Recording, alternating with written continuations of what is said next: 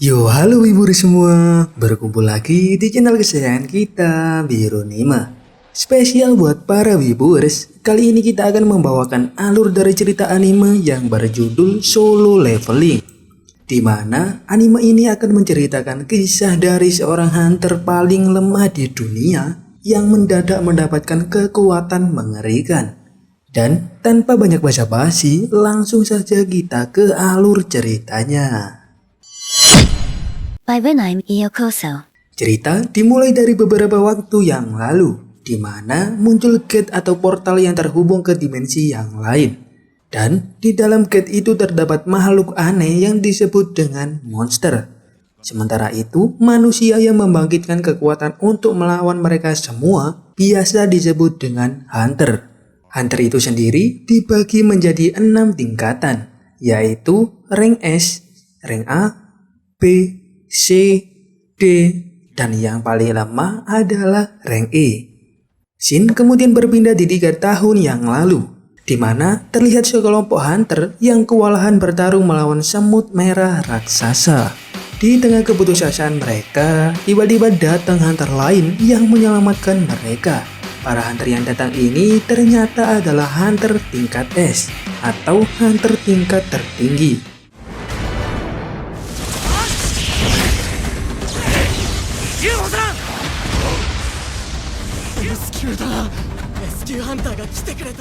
Dan setelah mengalahkan koloni semut merah raksasa itu, mereka pun segera menyembuhkan para hunter yang terluka tadi. Namun tak lama setelahnya, muncullah semut raksasa yang lebih besar lagi dan berwarna putih. Namun dengan mudahnya, para hunter tingkat S ini menghabisi mereka semua.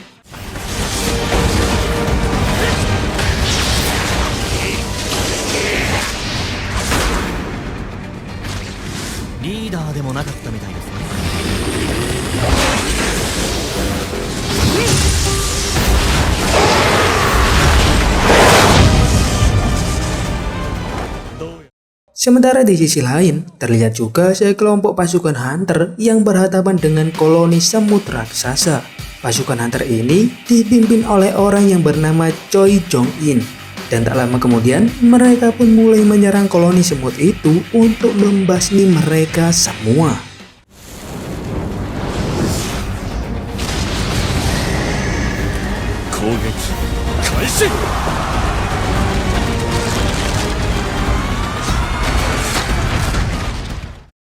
Singkat cerita, di masa sekarang atau 3 tahun setelah kejadian tadi, beberapa hunter berkumpul di suatu tempat untuk mempersiapkan raid atau misi ke dalam dungeon.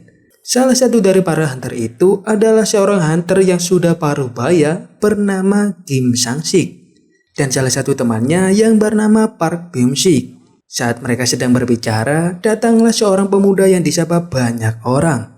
Dia ini bernama Sung Jin-woo. Dan ternyata pemuda ini adalah MC kita kali ini. Seorang hunter muda yang dijuluki sebagai senjata terlemah umat manusia karena masih berada di peringkat E. Bahkan di dungeon terlemah pun dia sampai masuk ke rumah sakit. Jadi kalau ada Jinwoo ini, maka dipastikan dungeon yang mereka hadapi akan terasa sangat mudah. Tak lama kemudian datanglah hunter cewek yang bernama Lee Ju-hye. Dan raid pun akan segera dimulai. Kelompok itu dipimpin oleh orang yang bernama Song Ji-yul. Jinwoo ini masuk dungeon hanya dengan membawa pisau kecil yang memiliki sedikit mana. Hal itu karena keterbatasan dana yang dimiliki. Shin kemudian berpindah ke kantor asosiasi hunter Korea, di mana organisasi itu diketuai oleh orang yang bernama Go Gun-hye. Dia ini sedang berdiskusi dengan salah satu bawahannya yang bernama Wo Jin-chul. Setelah rapat yang diadakan bersama pemerintah, ternyata mereka ingin pemasokan batu sihir dan kristal mana diperlancar terus-menerus untuk membuat sumber daya yang lebih bersih dan ideal. Sementara di dalam dungeon, Jinwoo berhasil mendapatkan satu batu sihir dari monster yang dia kalahkan. Namun tak lama setelah itu, tiba-tiba datang lagi monster yang lain dan langsung menyerang Jinwoo saat itu juga.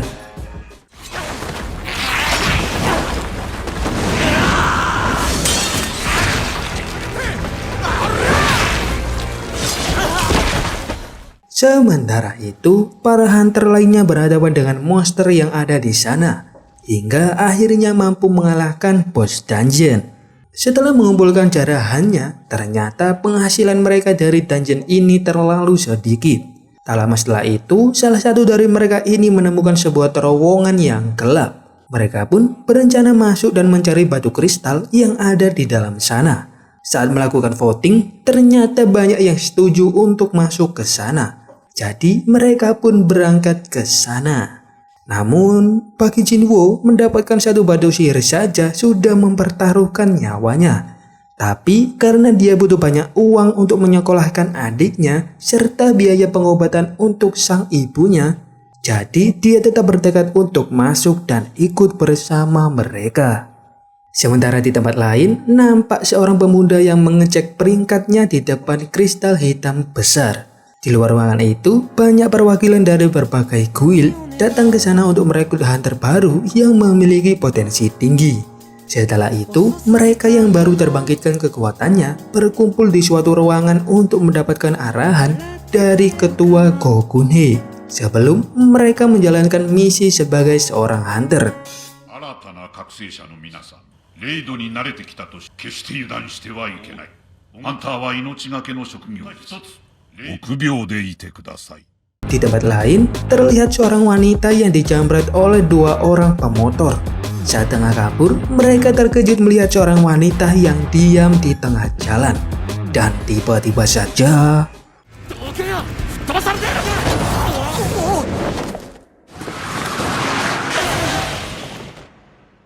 Setelah melakukan aksi hebat itu, kerumunan masyarakat tiba-tiba menghampiri wanita itu. Ternyata wanita ini adalah hunter peringkat S yang bernama Cha Hai-in. Di sini karena Cha Hai-in ini tak bisa mengatasi situasi tersebut, dia pun memilih kabur melarikan diri. Sementara itu, Jinwoo dan yang lain telah berjalan cukup lama, hingga akhirnya sampai di depan ruangan bos dungeon. Beberapa orang merasa kalau di dalam sangatlah berbahaya. Namun, Pak Kim dan Ketua Song ini tetap bersikeras ingin masuk ke sana.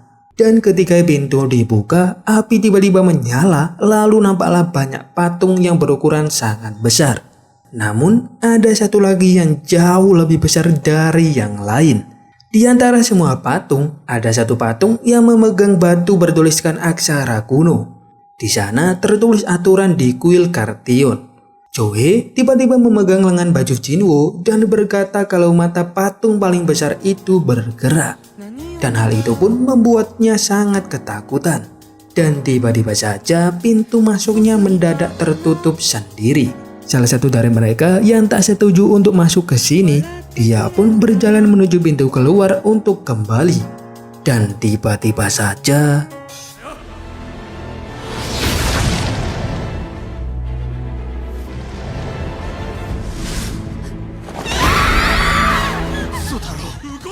Hunter peringkat rank D itu terbunuh dengan mudahnya. Hal itu pun jelas membuat Jinwoo dan yang lain menjadi sangat ketakutan.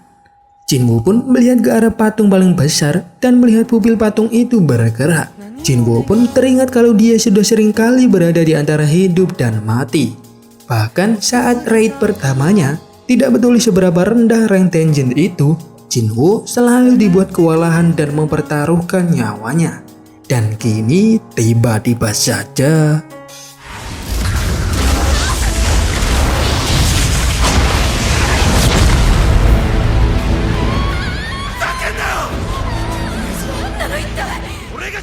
setelah melihat serangan tersebut, Pak Song ini memerintahkan mereka semua yang tengah ketakutan untuk tidak bergerak. Sembari diobati oleh Jinwoo, Pak Song ini mengira bahwa patung paling besar yang telah menyerang mereka adalah monster rank S.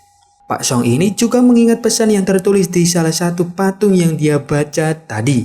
Jinwoo pun mengira yang dimaksud pesan itu adalah patung paling besar ini. Tak lama kemudian, seseorang dari mereka dengan PT-nya bertekad untuk keluar dengan kekuatannya. Namun tiba-tiba, orang itu pun langsung hilang terbakar. Dan hal itu disebabkan oleh patung yang paling besar. Melihat hal itu, Jinwoo jadi teringat dengan aturan kuil ini. Yaitu yang pertama mereka harus menghormati sang dewa. Dan untuk memastikannya, Jinwoo pun menunduk. Hal itu ternyata mampu membuat mata patung besar itu tertutup. Jinwoo pun meminta mereka semua yang ada di sana untuk sujud pada patung besar tersebut. Dan hal itu malah membuat patung tersebut menjadi tersenyum mengerikan. Sejenak, mereka semua mengira kalau situasi sudah aman. Namun tak disangka-sangka, patung terbesar itu malah berdiri dan berjalan mendekati mereka. Jinwoo kemudian mengingat pesan kedua, yaitu harus memuji sang dewa. Dan salah satu dari para hunter pun maju untuk mencoba berdoa dan memuji dewa atau patung paling besar tersebut. Namun tiba-tiba, 自ら望むままにあなたを崇め敬おう。この神を称える言葉じゃない。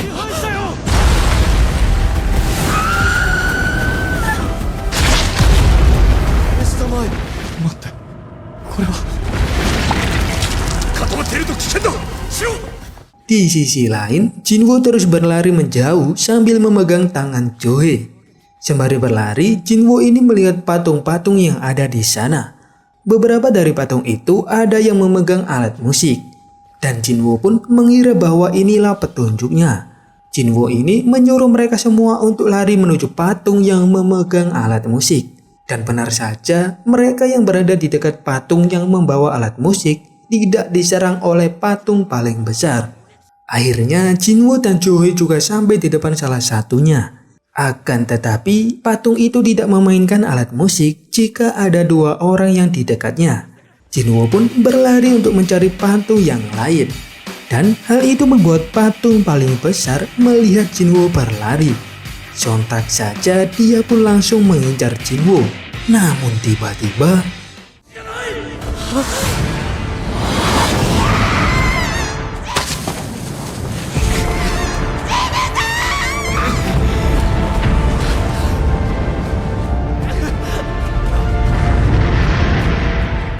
akibat dari serangan tadi, kaki Jinwoo ini jadi terpotong sebelah. Chohei pun mencoba untuk menyembuhkan kaki Jinwoo. Namun ternyata Chohei juga sudah mencapai batas kekuatannya. Sekarang jumlah hunter yang tersisa hanya 6 orang saja. Mereka semua menyalahkan Pak Song atas kejadian ini. Di tengah perdebatan itu, patung terbesar ini tiba-tiba mengangkat tangannya dan muncullah altar di tengah ruangan tersebut. Jinwoo mengira altar sering muncul di kisah mitologi untuk memberikan harta atau tumbal kepada sang dewa. Kemungkinan hal itu yang dimaksud dengan aturan ketiga, yaitu patuh pada sang dewa. Pak Kim pun sontak langsung menodongkan pedangnya pada Pak Song. Dia berniat menjadikan Pak Song sebagai tumbal untuk sang dewa. Dan karena Pak Song ini merasa memiliki tanggung jawab sebagai seorang pemimpin, dia pun berjalan menuju altar sendirian. Hingga sesampainya di sana, tiba-tiba satu api menyala di lingkaran sekitar altar. Melihat itu, Jinwoo pun menjadi penasaran dan ingin memeriksanya lebih dekat. Jinwoo berada dalam lingkaran di sekitar altar tersebut dengan dibantu 2 orang. Dan hal itu juga membuat 3 api menyala di sekitar lingkaran tersebut. Melihat hal itu, Jinwoo pun meminta Pak Kim dan Chohei untuk bergabung di sekitar altar ini. Setelah mereka berdua juga ikut masuk, 2 api pun menyala dan diikuti dengan api biru yang mengelilingi mereka. Tak lama kemudian, pintu keluar pun terbuka. Dan perlahan api biru mulai menghilang satu persatu. Di saat itu juga, patung di sekitar mereka pun mulai bergerak dan menghampiri mereka. Namun, para patung ini berhenti bergerak ketika ditatap oleh para hunter. Hingga tak lama kemudian, salah satu dari mereka ini sudah tidak kuat karena sangat ketakutan. Dan dia pun memutuskan untuk pergi keluar dari sana.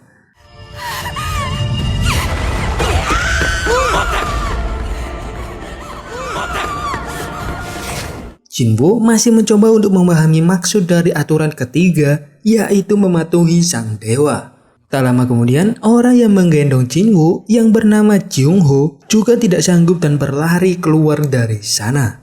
Hal itu sontak membuat Pak Kim juga ingin ikut keluar dari sana. Jinwoo menjelaskan kalau mereka akan baik-baik saja jika tetap berada di sini. hingga semua api yang berwarna biru itu padam semua.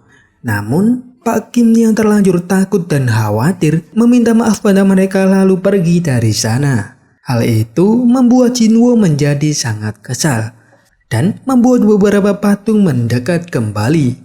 Kemudian Pak Song ini menyuruh Jinwoo dan Jo-hye untuk keluar dari sini. Karena menurutnya selama masih ada yang tertinggal di dalam sini, maka pintu akan tetap terbuka. Di saat akan keluar, tiba-tiba kaki Jo-hye menjadi lemas. Dan melihat hal itu, Jinwoo ini meminta Pak Song saja yang pergi keluar sambil membawa Jo-hye. Awalnya Pak Song ini menolak. Namun karena tak ada banyak waktu, Pak Song pun membuat Jo-hye pingsan dan segera keluar dari sana. Jinwoo merasa senang karena korbannya hanya dia seorang. Para patung pun semakin mendekat ke Jinwoo dan mulai menyerangnya.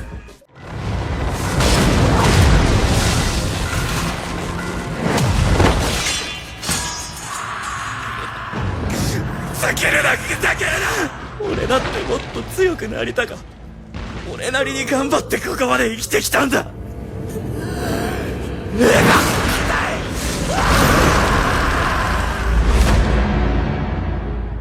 Jinwoo akhirnya terkapar tak berdaya di atas altar. Para patung pun mengangkat senjata mereka dan bersiap untuk menghabisi Jinwoo. Namun tiba-tiba api biru terakhir pun akhirnya padam dan muncullah tab window yang berisi pemberitahuan rahasia. Dan hal itu pun membuat Jinwoo tersadar. Jinwoo tersadar di rumah sakit dan melihat anggota tubuhnya yang sudah kembali utuh. Dan tak lama kemudian, dua orang datang berkunjung ke kamar Jinwoo. Mereka ini dari Departemen Pengawas Asosiasi Para Hunter. Mereka ini bernama Wo Jin-chul dan Kang Tae-sik. Mereka datang untuk memberitahu kabar rekan-rekan Jinwoo, di mana saat ini Pak Song telah kehilangan satu lengannya. Kemungkinan dia akan pensiun dalam waktu dekat. Sementara Jo-hye saat ini mengalami trauma berat dan kemungkinan masih belum bisa menjalankan misi sebagai seorang hunter. Saat perwakilan asosiasi hunter bersama Guild Wild Tiger mengecek TKP, ternyata mereka hanya menemukan Jinwoo di sana. Sementara kuil dan patung yang mereka laporkan telah menghilang tanpa jejak.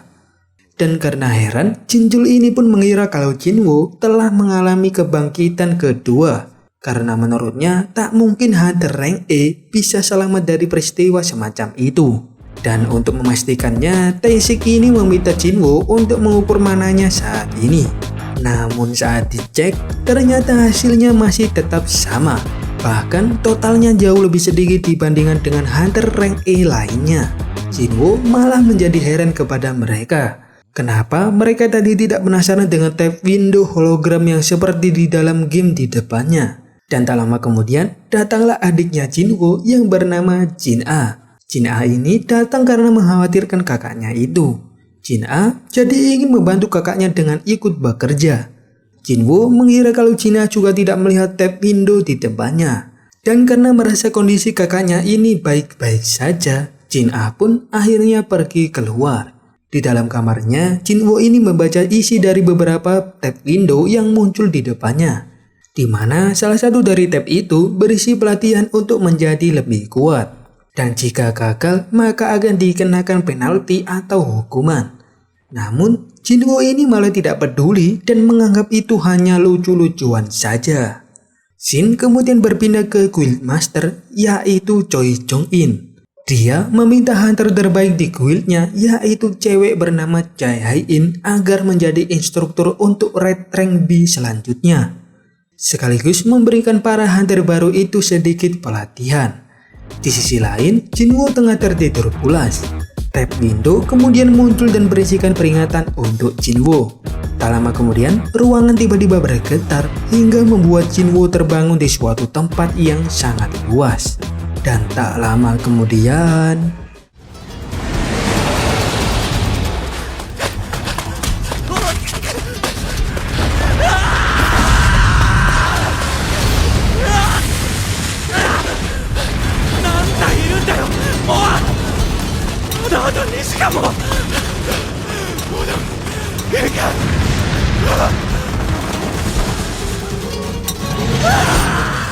Sekembalinya Jinwoo, dia pun langsung pingsan karena kepayahan. Di pagi harinya, dia pun mulai untuk menjalankan misi yang ada di tab window tersebut. Jinwoo terus berlari untuk melatih fisiknya setiap hari. Johe yang mendengar kalau Jinwoo sudah baikan, dia pun menjenguk dan melihat Jinwoo sedang latihan fisik. Setelah menjalankan apa yang ada di tab window, Jinwoo pun mendapat beberapa poin. Dan poin tersebut dapat digunakan untuk meningkatkan kekuatan Jinwoo. Dia juga beristirahat untuk mengklaim semua hadiahnya. Salah satu hadiah itu ternyata adalah sebuah kunci untuk masuk ke dalam dungeon. Singkat cerita, Jinwoo pun mengunjungi ibunya. Di sini, Jinwoo teringat 4 tahun yang lalu, di mana sang ibu tiba-tiba pingsan entah kenapa. Saat dibawa ke dokter, ibu Jinwoo ini diduga terkena penyakit yang muncul sejak adanya Gate. Dan obat untuk menyembuhkannya masih belum ditemukan. Dan hal itu pun membuat Jinwoo harus bekerja lebih keras untuk menutupi biaya pengobatan ibunya. Saat tahu kalau dirinya terbangkitkan, Jinwoo pun ikut mendaftar menjadi seorang hunter. Dan saat ini, dia terus berlatih setiap harinya. Beberapa waktu kemudian, Jinwoo pun menuju ke salah satu stasiun di dekat sana. Saat memegang kunci, tiba-tiba muncul tempat untuk memasukkan kunci di depannya. Sontak, Jinwoo pun langsung memasukkannya hingga terbukalah pintu salah satu dungeon. Meskipun sangat takut, Jinwoo ini tetap masuk ke dalam dungeon tersebut. Dan di tengah jalan, tiba-tiba saja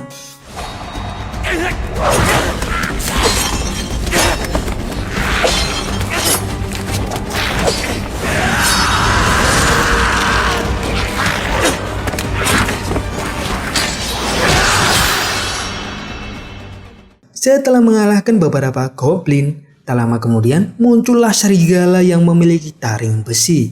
Dari statusnya saja terlihat kalau serigala-serigala ini lebih kuat dari para goblin tadi. Dari awal menghadapinya, Jinwoo nampak sangat takut dan kewalahan saat bertarung. Hingga akhirnya dia pun mengambil pedang dari inventory di tab window-nya dan berhasil menghabisi para serigala yang datang.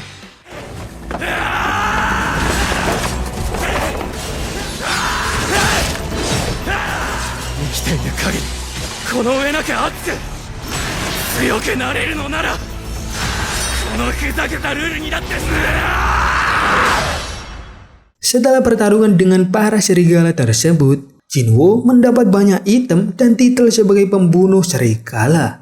Dan yang paling istimewa yaitu batu sihir untuk berteleportasi. Jinwoo awalnya ingin kembali pulang menggunakan batu tersebut. Namun karena ingin terus bertambah jauh lebih kuat, dia pun bertekad melanjutkan raid di dalam dungeon itu sendirian.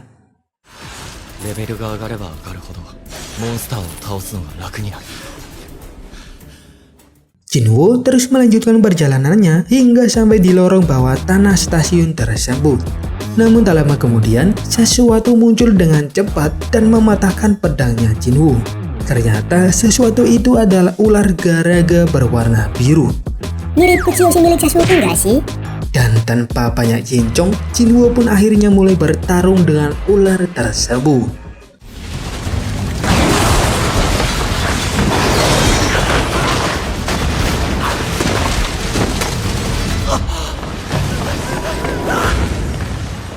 Di tengah pertarungan, Jinwoo benar-benar dibuat kewalahan dan sulit melawan balik. Hingga membuatnya mengingat kejadian di kuil beberapa waktu yang lalu saat melawan patung raksasa yang super kuat. Dan karena mengingat betapa lemahnya dirinya sendiri, Jinwoo pun bertekad untuk menjadi jauh lebih kuat dari yang sekarang. Dan dilanjut dengan menyerang ular tersebut hingga terpotong.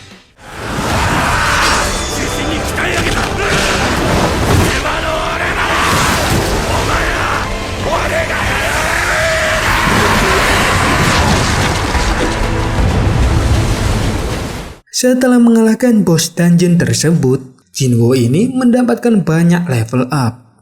Dan yang istimewanya lagi, Jinwoo ini mendapatkan belati yang terbuat dari taring ular tersebut. Belati itu memiliki kemampuan pelumpuhan dan menyedot darah lawannya. Hingga tak lama kemudian, dungeon pun menghilang dan Jinwoo kembali naik ke atas.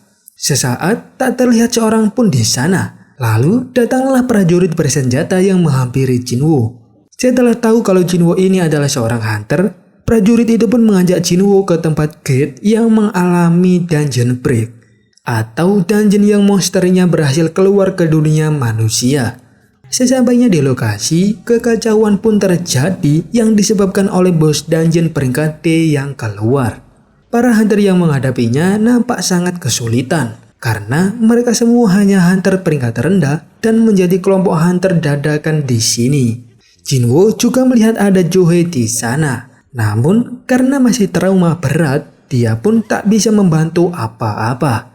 Dan karena melihat mereka semua, Jinwoo pun memilih untuk membantu mereka. Dan hanya dengan sekali serangan, bos dungeon itu pun akhirnya bisa dikalahkan.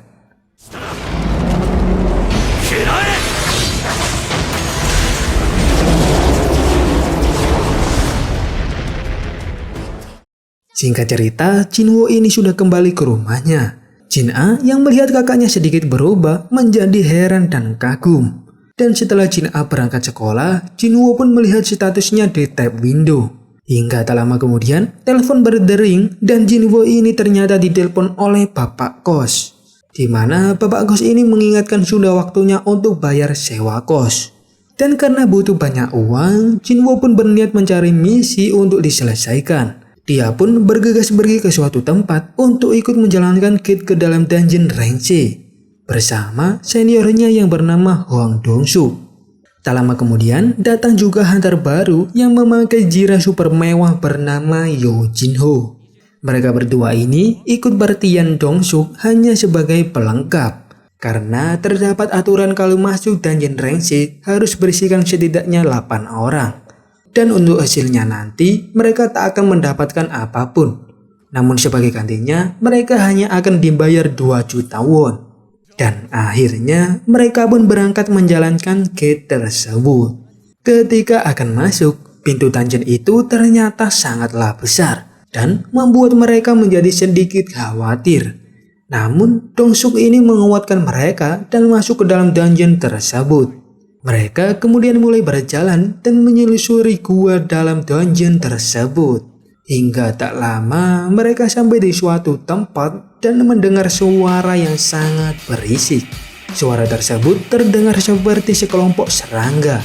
Dan benar saja muncullah semut-semut raksasa yang langsung menyerang mereka semua.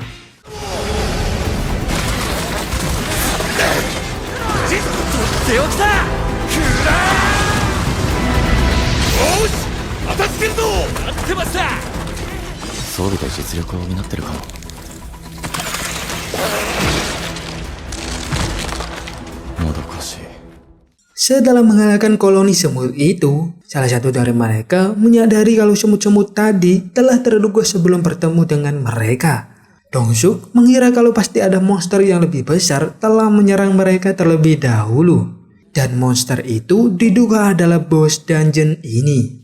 Jinwoo yang melihat mereka berenam merasakan ada sesuatu yang aneh dari mereka. Lalu Dong-suk dan yang lain pun melanjutkan perjalanan mereka untuk menyelusuri dungeon itu. Di sisi lain, kita diperlihatkan beberapa hunter yang tengah berlatih. Hingga tak lama kemudian, ruangan mereka itu tiba-tiba bergetar yang ternyata disebabkan oleh pemimpin guild yang tengah berlatih.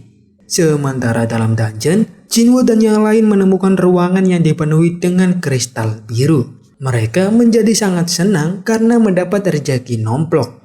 Namun ternyata ruangan itu juga adalah ruangan dari bos dungeon. Dong-suk tiba-tiba bilang kalau alat untuk menggali kristal-kristal itu tertinggal di luar. Dia dan timnya pun meninggalkan Jinwoo serta hunter baru itu di dalam sana. Dan ternyata mereka malah menutup pintu keluar dan berniat menumbalkan kedua hunter tingkat rendah itu.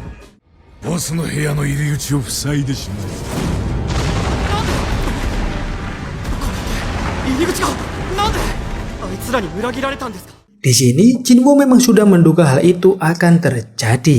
Dia pun mengingat perkataan Pak Song beberapa waktu yang lalu, di mana saat di dalam dungeon banyak orang yang hilaf dan malah memanfaatkan orang yang lemah untuk dijadikan sebagai umpan dan pergi meninggalkannya. karena ternyata perbuatan yang seperti itu tidak akan ketahuan oleh publik.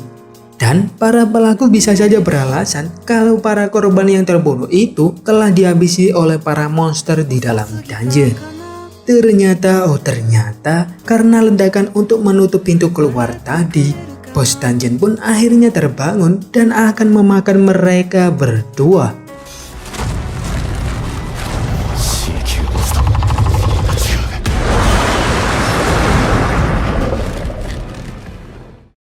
Setelah sebelumnya sang bos dungeon terbangun, kini Jinho yang tak tahu siapa Jinwoo ini sebenarnya mencoba untuk melindungi Jinwoo.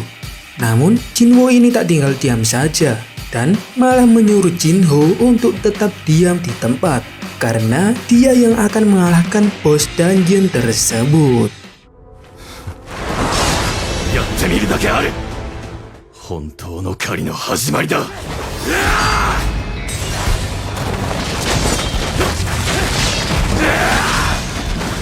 何者なんだ。まさか不正登録者。 Sementara di sisi lain, Dongsuk dan timnya ini keluar dari dungeon. Mereka melakukan hal itu agar tak perlu susah payah melawan bos dungeon. Setelah memakan Jinwoo dan Jinho, monster itu dipastikan akan tidur kembali. Dan jika saat itu telah tiba, mereka akan mengambil semua kristal di dalam melalui lubang yang pernah dilihat oleh Dongsuk di atas. Paling tidak, mereka berencana untuk merampas jirat tempur milik Jinho. Karena Dongsuk sendiri yakin perlengkapan Jinho itu pasti sangatlah mahal. Sementara di dalam dungeon, Jinwoo ini mulai sedikit kewalahan. Sedangkan Jinho malah mengira kalau Jinwoo adalah hunter pemalsu rank. Dia juga mengira kalau Jinwoo adalah pembunuh berdarah dingin. Di sisi lain, tab window menunjukkan tingkat kelelahan Jinwoo yang mulai naik terus-menerus. Hal itu pasti akan berbahaya bagi Jinwoo. Dan karena itulah Jinwoo ingin segera menghabisi monster tersebut. Jinwoo ternyata mendapatkan skill baru yaitu kecepatan berlari. Dan dia pun memanfaatkan skill tersebut untuk mengalahkan bos dungeon tersebut.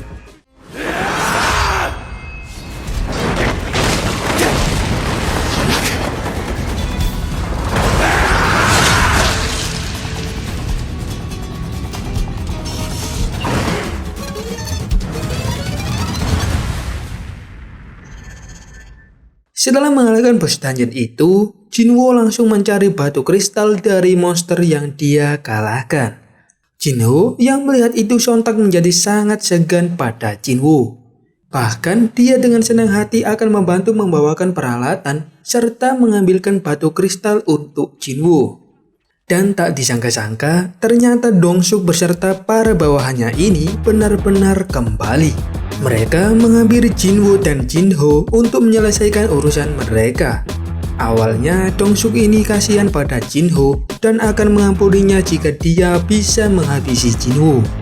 Namun tak disangka-sangka Jinho ini malah berpihak untuk melindungi Jinwoo.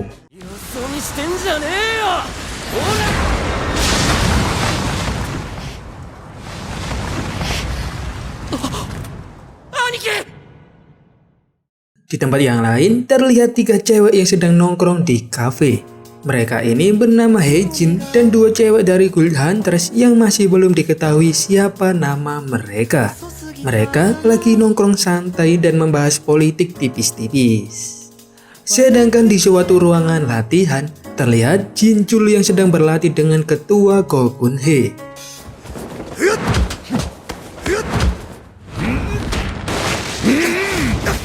Meskipun tak dalam kondisi primanya, Gogunhe ini dapat mengalahkan Jinchul dengan mudah.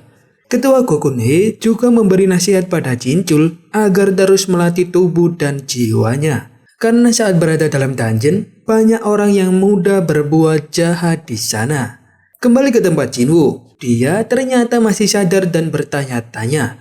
Bagaimana dia sampai lupa bahwa dunia yang menjunjung tinggi kekuatan ini dipenuhi kekerasan, penipuan, dan bahkan pengkhianatan. Jinwoo pun bangkit kembali dan berniat akan melakukan arahan dari sistem yang ada pada dirinya. Karena menurut Jinwoo, sistem itu dan dirinya saling membutuhkan satu sama lain. Dongsuk dan timnya dibuat heran dengan bangunnya Jinwoo setelah serangan dahsyat tadi. Kemudian karena terlalu menganggap remeh Jinwoo, salah satu dari mereka yang bernama Juntae ini mendekat dan langsung dihabisi olehnya. Hal itu pun membuat mereka semua yang ada di sana terkejut dan tak percaya. Karena masih kurang 5, Jinwoo pun langsung menghajar mereka semua untuk menyelesaikan misi darurat dari sistem tersebut. 強者だけ食らえ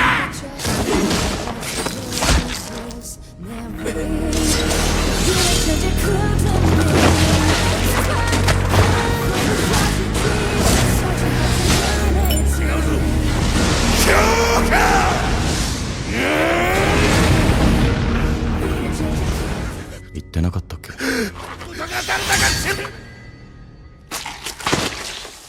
Setelah mengalahkan para hunter itu, dungeon pun runtuh karena bosnya sudah dia kalahkan. Singkat cerita, Jinwoo dan Jinho keluar dari dungeon tersebut. Di luar, mereka dimintai keterangan oleh seorang cewek dari asosiasi hunter. Cewek ini awalnya heran bagaimana mereka yang rank rendah bisa selamat. Namun setelah melihat perlengkapan Jinho, dia pun menganggap kalau dialah yang mengalahkan bos dungeon ini. Sedangkan Jinwoo yang rank E ini pasti bersembunyi. Keesokan harinya, di kantor asosiasi hunter Korea, seorang pegawai memberikan laporan kepada Jinchul tentang insiden kematian 6 orang di Red Dungeon rank C kemarin. Sementara yang selamat hanya ada 2 orang, satu rank D dan satunya lagi adalah rank E. Ternyata mereka juga berhasil mengalahkan bos dungeon itu. Jinchul yang awalnya menganggap biasa-biasa saja langsung dibuat terkejut saat mendengar salah satu hunter yang selamat itu adalah Sung Jinwoo, seorang hunter yang juga selamat dari dungeon ganda beberapa waktu yang lalu. Jinchul pun merasakan ada sesuatu yang aneh karena salah satu korban itu adalah Hwang Dongsuk, kakak dari seorang hunter yang hebat bernama Hwang Dongso. Sementara di sisi lain, Jinwoo yang pulang ke rumah disambut dengan hangat oleh adiknya yaitu Jin Ah. Saat sedang makan bersama, Jin Ah ini bertanya tentang raid yang diselesaikan kakaknya beberapa waktu yang lalu. Hal itu pun membuat Jinwoo teringat bahwa dia telah menghabisi para rekannya itu.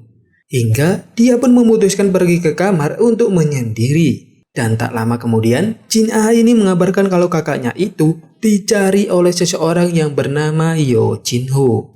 Singkat cerita, Jinwoo pun bertemu dengan Jinho di salah satu kafe. Di sana, Jinho mengucapkan terima kasih karena telah menyelamatkannya tempo hari. Jinwoo pun diajak bergabung dengannya untuk menjadi seorang partner. Dan di sini diketahui bahwa Jinho ingin mengajak Jinwoo menjadi partnernya agar bisa menjadi guild master. Dikarenakan sang ayah ingin menjalankan sebuah guild menjadi seperti sebuah bisnis untuk memperoleh banyak keuntungan. Jinho mencoba merayu Jinwoo dengan menawarkan padanya gaji sebesar 30 miliar dan dia akan menjaga rahasia Jinwoo seumur hidup. Namun setelah dipikir-pikir, Jinwoo ini menolak dan pergi dari tempat itu. すまないが待ってくださいもらえれば兄貴のことは一生秘密にします Sementara itu, di suatu tempat nampak seorang yang katanya adalah hunter rank S. Dan ternyata dia ini adalah adiknya Dongsuk yang bernama Hwang Dongso. Dongso menyuruh asistennya untuk membawakan identitas dari 2 hunter yang selamat dari insiden yang bersama kakaknya itu. Dongso ini terlihat sangat marah dan ingin membalaskan dendam kakaknya pada kedua hunter muda itu. Shin kemudian berpindah ke tempat Jinwoo dan adiknya yang sedang jogging di sebuah taman. Di sini, Jinwoo tiba-tiba bertanya pada adiknya tentang apa yang akan dia lakukan jika dia punya uang 30 miliar banyaknya. Jin Ah pun menjawab dia akan membayar pengobatan ibunya serta melakukan banyak hal yang dia ingin lakukan. Tetapi menurut Jin Ah, hal itu mustahil bagi mereka. Setelah itu, Jinwoo pun berlari lebih cepat dan meninggalkan adiknya itu. Jinwoo melanjutkannya dengan latihan fisik yang lain. Dan setelah melakukan semua latihan hingga melampaui jumlah capaian dalam quest harian, Jinwoo pun mendapatkan banyak hadiah dan salah satunya adalah box kaca misterius. Dan ketika dibuka, ternyata isi box tersebut adalah sebuah kunci. Tak lama kemudian, tab window muncul dan menjelaskan kalau kunci tersebut adalah kunci untuk masuk kastil iblis dengan tingkat kesulitan paling atas. Namun, hadiah yang akan diperolehnya ternyata mampu membuat Jinwoo ini terkejut, yaitu eliksir kehidupan atau cairan yang dapat menyembuhkan segala penyakit dengan sihir terkuat. Melihat hal itu, Jinwoo pun menjadi sangat tertarik dan berniat akan mendapatkannya untuk menyembuhkan penyakit sang ibu. Hingga tak lama kemudian, Jinwoo pun menggunakan kunci tersebut untuk membuka portal menuju kastil iblis. Dan saat di dalam, Jinwoo langsung diperlihatkan dengan kota yang hancur terbakar dimakan oleh si jago merah. Namun tak lama kemudian, tiba-tiba muncul monster Cerberus di sana dan langsung menyerang Jinwoo saat itu juga.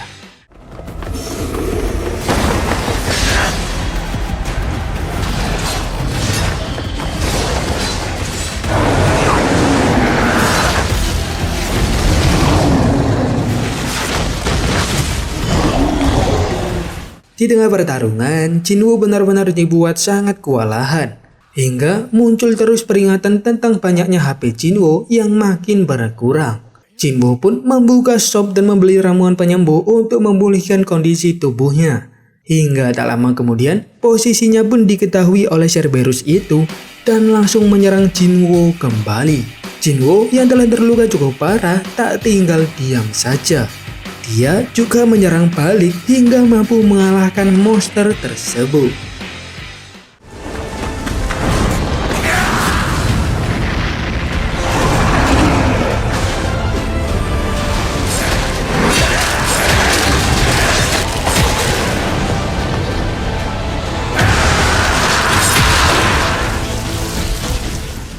Setelah mengalahkan Cerberus itu, level Jinwoo langsung meningkat pesat dan seluruh lukanya juga dipulihkan. Jinwoo juga mendapat beberapa item yang menarik, termasuk kunci dan juga formula eliksir kehidupan. Pada formula itu, dijelaskan bahwa Jinwoo harus mencari 3 item untuk membuat eliksir kehidupan. Dan setelah pertarungan itu, Jinwoo jadi menyadari kalau kekuatannya saat ini masih belum cukup untuk memasuki kastil tersebut. Kalau dia tetap memaksa masuk, yang ada hanya kekalahan di sana. Keesokan harinya, Jinwoo kembali menjenguk sang ibu dan berjanji akan menjadi lebih kuat untuk mendapatkan eliksir kehidupan itu, agar dapat menyembuhkan sang ibu. Singkat cerita, Jinwoo pun kembali menemui Jinho dan bilang kalau dia sudah berubah pikiran, serta setuju menjadi partner untuk Jinho. Namun dengan satu syarat, yaitu yang masuk dungeon hanya mereka berdua. Dan karena mereka akan menjalankan raid dalam dungeon rank C, maka Jinwoo ini akan mencari pelengkap untuk sisanya. 君が提案した19回の C 級レイド参加受ける。君と俺2人で行くこと。人数合わせを使うんだよ。そうしましょう、兄貴。 Di tempat yang lain, terlihat Hunter Jae-in yang baru selesai berolahraga. Tapi tak lama kemudian, dia didatangi oleh seseorang yang langsung mengajaknya menjadi guild master untuk sebuah guild yang baru. Sementara itu, Jinho dan ayahnya yang sedang berada dalam mobil sedang berdiskusi tentang guild baru yang akan mereka buat secara diam-diam. Ayahnya Jinho ini bernama Yo Myung-han. Dia menjelaskan kalau di Korea ini terdapat 5 guild besar yang menaungi para hunter. Kelima guild itu adalah Guild Hunters, Guild Macan Putih, Guild Dewa Kematian, Guild Ketenaran, dan Guild Kesatria. Menurut ayahnya, kelima guild itu telah memonopoli semua profit dari sumber daya yang telah diperoleh dari dalam dungeon. Dan sebab itulah, perusahaan ayahnya ini ingin segera membentuk sebuah guild yang baru. Di tempat yang lain, seperti biasa, Jinwoo ini selalu berolahraga untuk menyelesaikan misi hariannya. Dan setelah selesai melakukannya, dia pun mendapatkan box misterius yang isinya hanyalah bingo. Jinwoo pun akhirnya kembali pulang. Namun saat di tengah perjalanan, tiba-tiba Jinwoo mendapatkan pesan dari asosiasi hunter yang meminta Jinwoo untuk ikut menyelesaikan dungeon rank D. Awalnya, Jinwoo berniat akan menolak hal itu. Namun karena daripada tidak ngapa-ngapain, Jinwo pun menerima ajakan tersebut. Sementara di salah satu dojo terdapat Pak Song di sana. Ternyata Pak Song ini juga mendapatkan pesan yang sama seperti Jinwo. Hal itu ternyata juga sama dialami dengan Pak Kim dan juga Chohei. Di sore harinya, Hunter Jae-in ini mendatangi atasannya yaitu Choi Jong-in.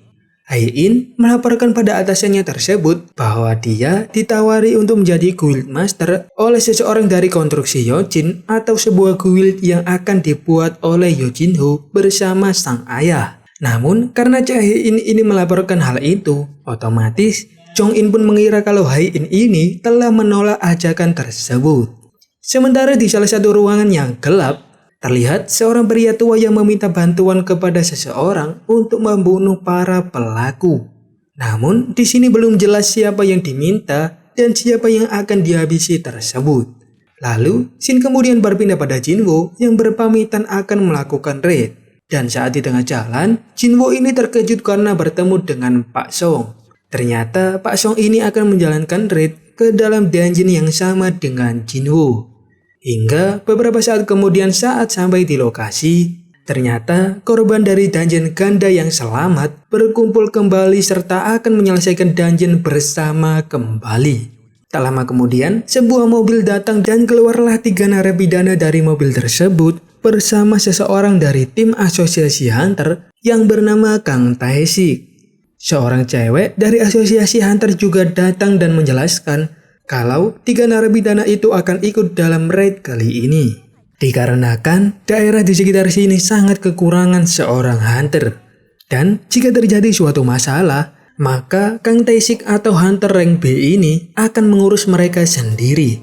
Tae-sik hanya akan membantu serta mengawasi narapidana. Jadi dia ini meminta orang lain untuk memimpin raid kali ini.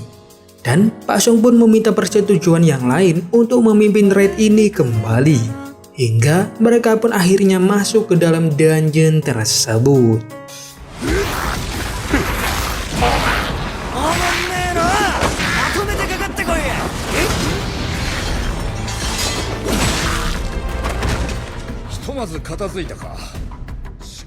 Di tengah perjalanan, jalur yang mereka lalui ternyata bercabang menjadi 3. Tae-sik menyarankan Pak Song untuk berpencar dan membagi tim menjadi 3 bagian. Dan dengan mudahnya Pak Kim dan Jung Ho ini membantai habis goblin yang ada di jalur tengah. Begitu juga dengan Tae-sik dan 3 narapidana. Shin kemudian kembali ke ruangan gelap sebelumnya. Ternyata pria tua yang tadi meminta Kang Tae-sik untuk membunuh 3 narapidana yang telah melecehkan putrinya hingga membuat anak dari pria itu bunuh diri. Kang Tae-sik bahkan dibayar dengan upah sebesar 3 miliar. Dan dengan sangat memohon, dia ingin Tae-sik ini menghabisi ketiga narapidana itu. Karena bagaimanapun juga putrinya tak akan bisa kembali. Sementara pelaku yang menyebabkan putrinya meninggal malah bisa berkeliaran dengan bebas di luar sana. 100匹のゴブリンに遭遇したと。できる限り苦痛を与えてから殺してくれとですね。 Ternyata jalur yang dilewati Pak Kim dan Jung Ho ini terhubung dan membuat mereka menjadi bertemu. Melihat mereka yang baru datang, Kang Tae-sik pun jadi menargetkan mereka berdua untuk dihabisi.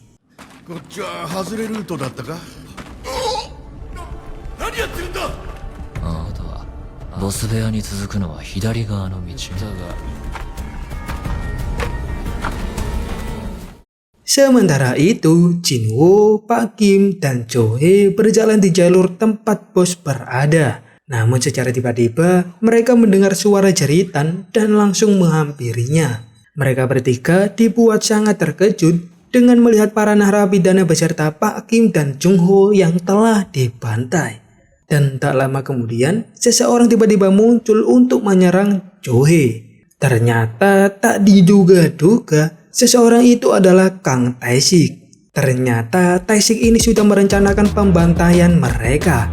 Dan dia juga sudah membuat skenario bahwa mereka semua telah berselisih dengan para tahanan hingga mati di sana. Namun, di sini Pak Song tidak tinggal diam saat mendengar pengakuan Tae-sik barusan. dan dia pun maju untuk melawan Taishik sendirian. だけどせいぜいその程度魔法使いごとき暗殺系ハンター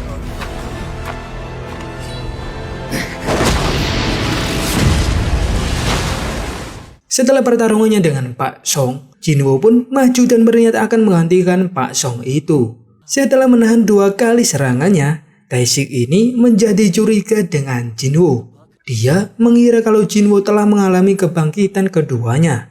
Jinwoo yang beberapa waktu lalu dilihat Taishik sangat culun, kini menjadi sangat berubah. Taishik menjelaskan pada Jinwoo alasannya menghabisi para tahanan itu.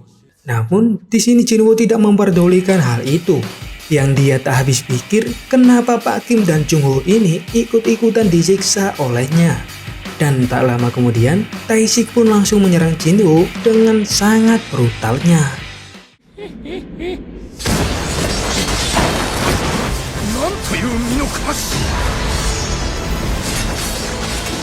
Taishik menganggap kalau Jinwoo adalah sesama hunter tipe assassin. Namun di sini Jinwoo masih kalah pengalaman dengannya. Jadi dengan pedenya dia yakin akan bisa menghabisi Jinwoo di sini juga. Jinwoo akhirnya berhasil mendaratkan serangan dan hal itu membuat Taishik ini terkena racun dari belatinya. Namun Taishik langsung membalas dengan skill bersembunyinya. Dia terus-terusan menghajar Jinwoo tanpa memperlihatkan wujud aslinya. 気配を完全に消したらこれを目の当たりにしようあんたたちの番はこの次だ Jinwoo yang terluka sontak menggunakan skill penyembuhan miliknya hingga membuat Taishik menjadi sangat terkejut dan waspada. Hingga akhirnya ただ強い者だけが勝つまさかさっきで僕の位置をだが嘘だろ Setelah kalah dari Jinwoo, Taishik ini berkata bahwa setelah Jinwoo mengalahkannya saat ini, maka Jinwoo ini tak akan bisa menutupi identitasnya lebih lama lagi. Taishik juga menyuruh Jinwoo berhati-hati dengan kekuatannya tersebut, hingga dia pun berakhir di sana. Pak Song dan Jo Hee yang melihat kehebatan Jinwoo lantas sangat berterima kasih karena telah menyelamatkan nyawa mereka. Namun Jinwoo langsung pergi dan berniat akan menyelesaikan boss dungeon ini sendiri. 2人は先に出ていてください確かにダンジョンを封鎖しますが気の毒だがな Setelah Jinwoo berhasil mengalahkan boss dungeon, singkat cerita, Jinwoo dan yang lain pun didatangi oleh inspektur dari asosiasi hunter yang bernama Woo Jinchul. Dengan sangat sopan, Jinchul yang sudah mengetahui permasalahan di sini meminta maaf pada mereka bertiga. Dan setelahnya, dia pun bertanya dengan sangat serius, siapa yang telah menghabisi bawahannya tersebut. Di sini Jinwoo nampak sangat khawatir. Namun tak disangka, Pak Song ini malah mengaku bahwa dialah yang telah menghabisi Kang Taishik dengan bantuan dari healer rank B yang tak lain adalah Jo Hee. Setelah mendengar pengakuan itu, Jinchul sebenarnya masih kurang mempercayai mereka dan dia akan memeriksanya lebih lanjut. Jinwoo yang melihat Jinchul tentu saja langsung mengetahui kalau dia adalah hunter rank A. Dan saat ini mungkin Jinwoo ini masih belum ada apa-apanya jika melawan orang tersebut. では調書を作成しなければならないのでこの人は永久だ今の俺じゃ太刀打ちできない Malam harinya saat Jinwoo dan Jo Hee berada di perjalanan untuk pulang, Jo Hee tiba-tiba berhenti dan menceritakan sedikit pengalaman masa lalunya saat bertemu dengan Jinwoo. Lalu dia juga mengembalikan batu kristal yang diberikan oleh Jinwoo saat dungeon ganda tempo waktu yang lalu. Karena ternyata Jo Hee ini akan pensiun sebagai seorang hunter dan kembali pulang ke kampung halamannya. Dan saat sendirian, Jinwoo ini mengingat kejadian sore hari saat berbicara berdua dengan Jinchul. di mana Jinjul yang sebenarnya masih curiga dengan Jinwoo ini memperingatkan agar dia berhati-hati untuk kedepannya.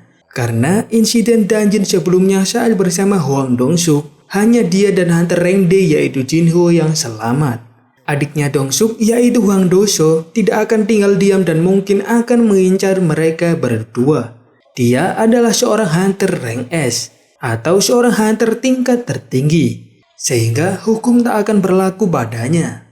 Mereka juga disebut sebagai monster yang ditakuti oleh para monster. Dan hal itu pun membuat Jinwoo menjadi semakin bertekad untuk menjadi jauh lebih kuat dari saat ini. Keesokan harinya, di tengah hutan telah berkumpul beberapa hunter yang agak aneh.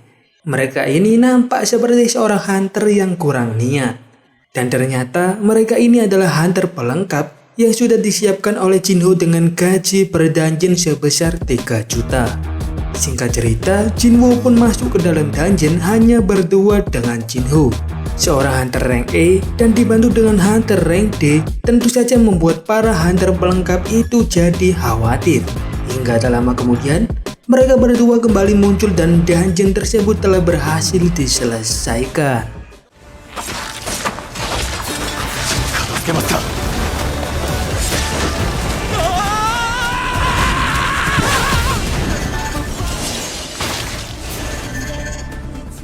Setelah menyelesaikan beberapa dungeon, Jinwoo pun mendapat beberapa skill yang menarik dan berguna. Jinwoo juga telah mencapai level yang diperlukan untuk quest perpindahan. Shin kemudian berpindah di gedung Guild Hunter Macan Putih. Salah seorang pekerja di sana melapor pada manajernya yang bernama An Sang-min tentang harga dungeon rank C yang dilelang dengan harga yang sangat tidak masuk akal. Saat melihat berkasnya, Sang-min ini dibuat terkejut dengan adanya nama Sung Jinwoo. Dia pun bergegas pergi ke suatu tempat karena mengira bahwa Jinwoo ini telah mengalami kebangkitan keduanya. Menurut Sang-min, Jinwoo ini berhasil selamat dari beberapa kejadian sebelumnya tanpa luka sedikit pun. Dan hal itu sangat mustahil terjadi dengan hunter rank E yang lainnya. Singkat cerita, Sang-min dan asistennya ini pun mendatangi dungeon yang dijalankan oleh Jinwoo dan timnya. Sang-min dibuat terkejut karena melihat keenam hunter nampak seperti sedang piknik dengan santainya. Sang-min pun dicurigai oleh hunter muda yang bernama Song-yi. Dan karena tak ingin membuat masalah, dia pun segera pergi dari tempat itu. Malam harinya, Sang-min ini ternyata mendatangi Jinwoo yang baru saja ingin pulang. Sang-min datang dan memperkenalkan dirinya yang seorang manajer tim kedua dari Guild Macan Putih.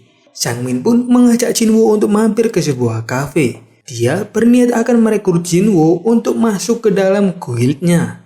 Bahkan dia bersedia membayar 2 kali lipat dari konstruksi Yojin. Jinwoo pun heran bagaimana Sang-min ini tahu tentang identitas dirinya. Dengan sedikit mengancam menggunakan skill bersembunyinya, Sang-min pun mengaku dan berjanji tak akan membocorkan informasi mengenai Jinwoo pada orang lain. Dan setelah berbincang-bincang singkat, Jinwoo pun pergi dari tempat tersebut. Keesokan harinya, saat di sore hari, Jinwoo berniat akan menyelesaikan quest perpindahan jauh dari kota. Quest itu muncul saat Jinwoo naik ke level 40. Singkatnya, misi inilah yang akan memberi skill sesuai dengan kemampuannya Jinwoo. Setelah menerima misi itu, pintu dungeon pun langsung terbuka. Namun, di sini Jinwoo masih belum menyelesaikan misi hariannya. Karena sangat penasaran dengan apa yang ada di dalam, dia pun segera masuk ke dalam dungeon untuk menyelesaikan misi tersebut. Sesampainya di dalam dungeon tersebut, nampak seperti sebuah kastil pada umumnya. Namun tak lama kemudian, terdengarlah suara langkah kaki yang ternyata adalah monster berzirah seperti seorang kesatria. Dan tanpa banyak mikir, Jinwoo pun langsung menyerang monster tersebut.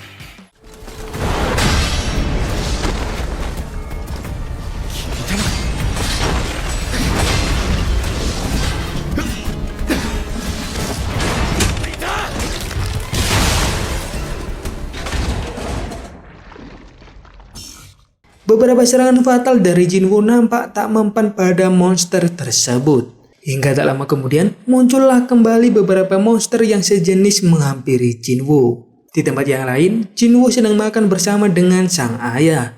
Hingga tak lama kemudian, datanglah seseorang yang ternyata adalah kakaknya Jinho yang bernama Yo Jinsung. Saat mereka makan, ayahnya Jinho ini bertanya pada Jinsung tentang perkembangan guild baru mereka. Jinsung berkata kalau dia gagal merekrut 2 hunter hebat dari Korea. Namun, dia telah berbincang dengan hunter hebat lain dari luar negara.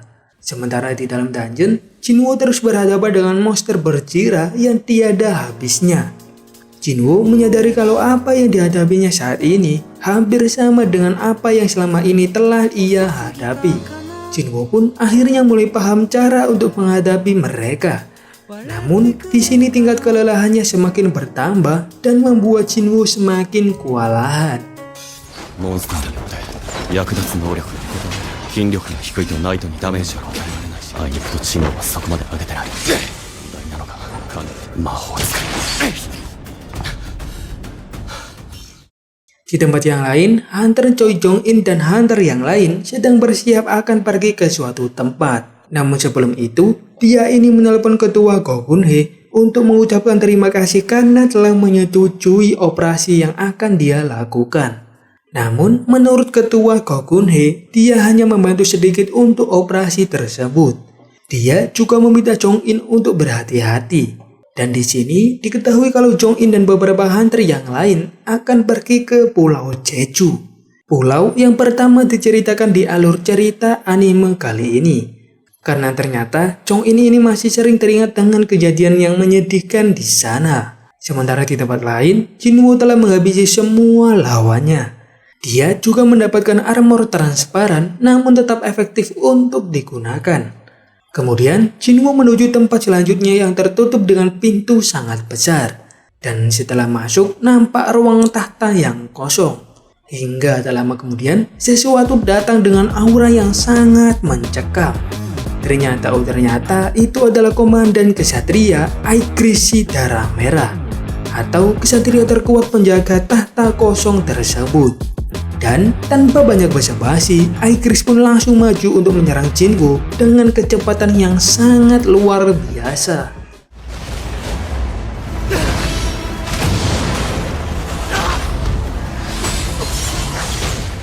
Di awal pertarungan, Jinwo nampak kewalahan menghadapinya. Menurut Jinwo, kecepatan mereka hampir sama, namun perbedaan kekuatan mereka terasa sangat jauh. Jinwo kemudian menantang monster kesatria itu untuk bertarung dengan tangan kosong. Dan rupanya monster kesatria itu siap untuk meladeni dengan tangan kosong juga. Dan mereka pun kembali bertarung dengan sangat cepatnya.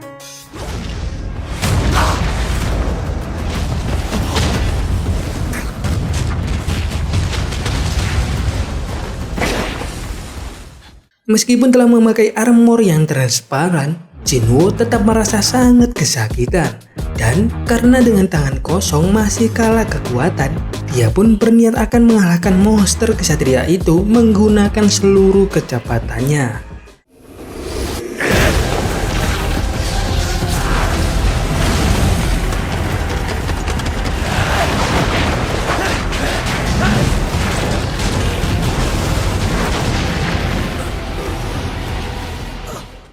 Sementara di rumah, adiknya Jinwo ini telah menyiapkan makanan untuk Jinwo saat pulang nanti. Hingga malam hari, Jinwo ini masih tetap belum pulang. Dan dia pun lebih memilih tidur daripada nunggu kakaknya itu. Di sisi yang lain, Jinwo yang dibuat tak berdaya hampir dihabisi oleh monster kesatria tersebut. Namun, Jinwo ini masih tak menyerah dan langsung menyerang monster itu kembali.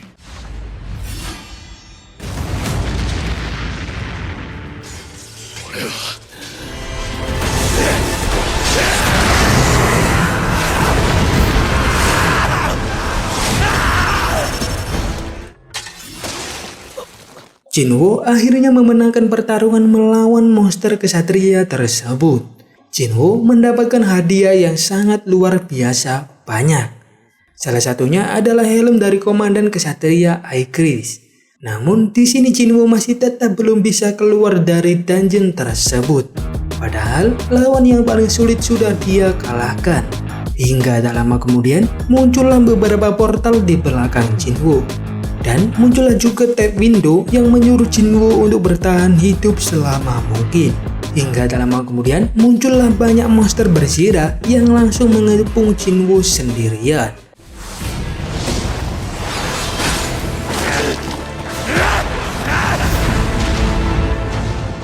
Saat Jinwoo akan menggunakan batu teleportasi miliknya, dia pun langsung diserang dan membuat batu tersebut jatuh hingga menghilang. Jinwoo tiba-tiba mendengar hinaan dari para monster berzira itu yang terdengar seperti hinaan yang selama ini dia dengar. Hingga bayangan dirinya yang dulu juga muncul dan meremehkan Jinwoo yang saat ini. Jinwoo yang juga sangat kecewa dengan dirinya sendiri saat ini. Karena menurutnya, meskipun telah memiliki kekuatan yang luar biasa, Jinwoo saat ini masih tetap saja lemah. Dan saat akan dihabisi oleh para monster itu, Jinwoo tiba-tiba berpindah ke wilayah padang pasir atau wilayah zona penalti. Karena Jinwoo ini masih belum menyelesaikan misi hariannya. Di sana, Jinwoo pun memanfaatkan kesempatan itu untuk memulihkan tenaga dan lukanya. Namun tak lama kemudian muncullah beberapa kelabang raksasa. Tapi di sini Jinwoo sudah tidak takut lagi dan dia malah langsung menyerang mereka semua.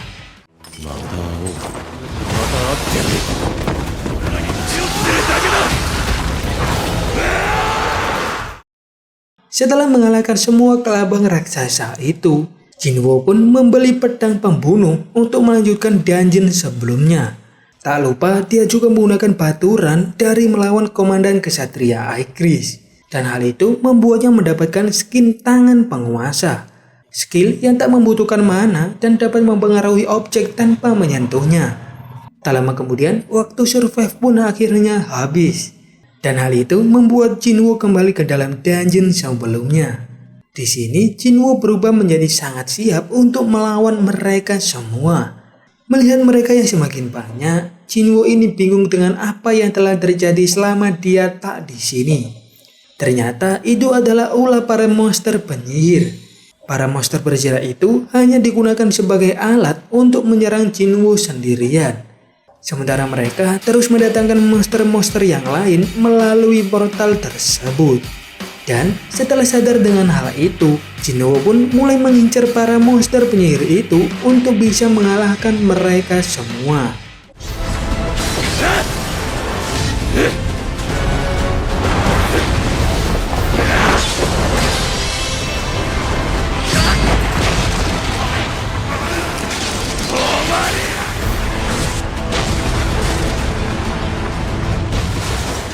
Setelah mengalahkan semua monster itu, Jinwoo mendapatkan poin yang sangat banyak.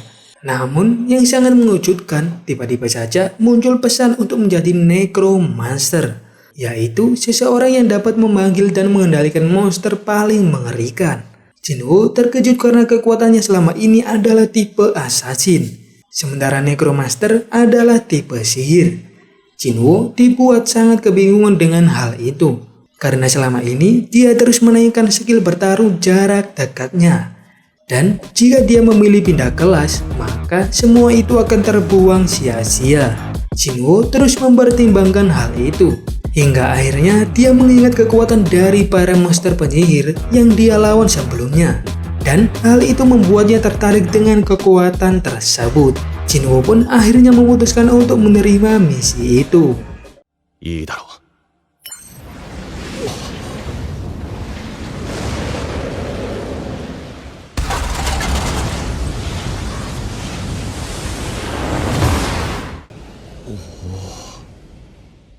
Singkat cerita, Jinwoo pun mendapatkan gelar sebagai Raja Bayangan. Dan misi pun akhirnya telah selesai. Sebelum keluar, Jinwoo seperti mendengar suara teriakan dari monster berzira.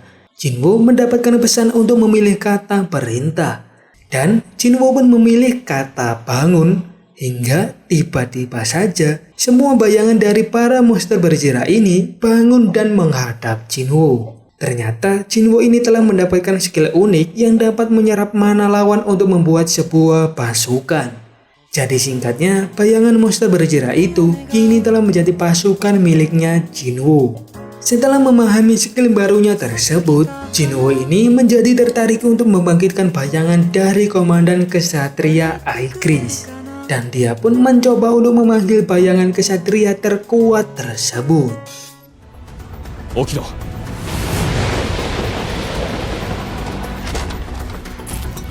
Ato 2 kai. Di sisi yang lain, nampak Ketua Gokunhei dan Jinchul yang sedang berdiskusi. Pak Ketua ini bilang pada Jinchul, meskipun para hunter jarang ada yang terbangkitkan untuk kedua kalinya, tapi setiap hari selalu ada hunter baru yang terbangkitkan. Dan menurut Pak Ketua, di antaranya pasti ada yang jauh melebihi harapan mereka, yaitu seorang hunter baru yang cukup kuat untuk menjadi cahaya penuntun di masa depan. Sementara di dalam dungeon, Jinwoo ini telah berhasil membangkitkan Komandan Kesatria Aigris. Dan bayangan itu pun berjalan serta memimpin bayangan yang lain untuk tunduk dan patuh pada Jinwoo. Hingga membuat cerita pun berakhir. Okiro.